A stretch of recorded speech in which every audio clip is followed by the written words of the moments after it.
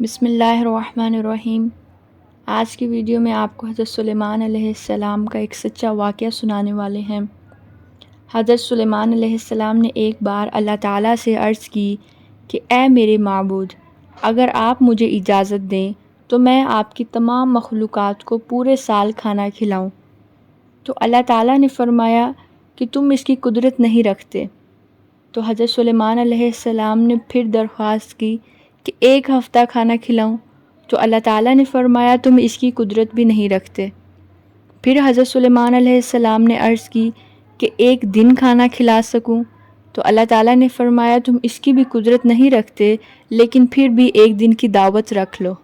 حضرت سلیمان علیہ السلام نے تمام جنات اور انسانوں کو حکم دیا کہ وہ تمام کے تمام ان چیزوں کو جمع کریں جو زمین پر حلال ہیں، یعنی گائے، بیل، بکریاں اور پرندے وغیرہ۔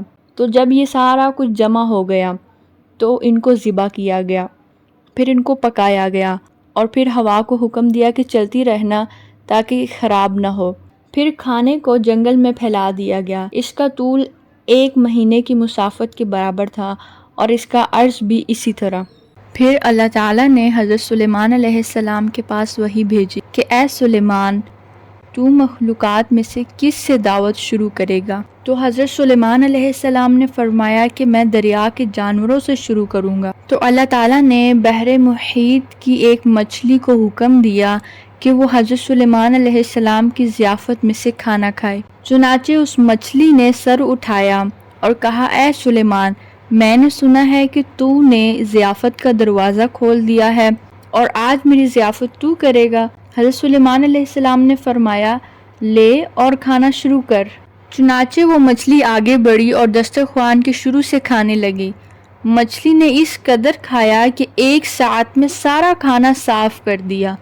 پھر اس مچھلی نے آواز لگائی کہ اے سلیمان، مجھے کھانا کھلاؤ اور میرا شکم سیر کرو۔ حضرت سلیمان علیہ السلام نے فرمایا کہ تو سارا کھا گئی اور ابھی بھی تیرا پیٹ نہیں بھرا۔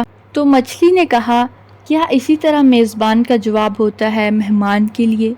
اے سلیمان، آپ خوب جان لیجئے کہ میرے لیے ہر روز اس طرح جتنا تو نے بنایا ہے دن میں 3 مرتبہ تعین ہے، اور آج میرے کھانے کے روکنے کا سبب تو بنتا ہے اور تو نے میرے کھانے میں کمی کر دی۔ تو حضرت سلیمان علیہ السلام سجدے میں گر پڑے اور کہنے لگے، پاک ہے وہ ذات جو اپنی تمام مخلوق کو رزق پہنچاتی ہے اور جس کا گمان بھی مخلوق کو نہیں ہوتا کہ رزق کہاں سے آ رہا ہے۔ تو سبحان اللہ، یہ کتنا خوبصورت واقعہ ہے کہ اللہ تعالیٰ اپنی تمام مخلوق کو کس طرح رزق پہنچا رہے ہیں، اور یہ اللہ کے سوا کوئی نہیں کر سکتا۔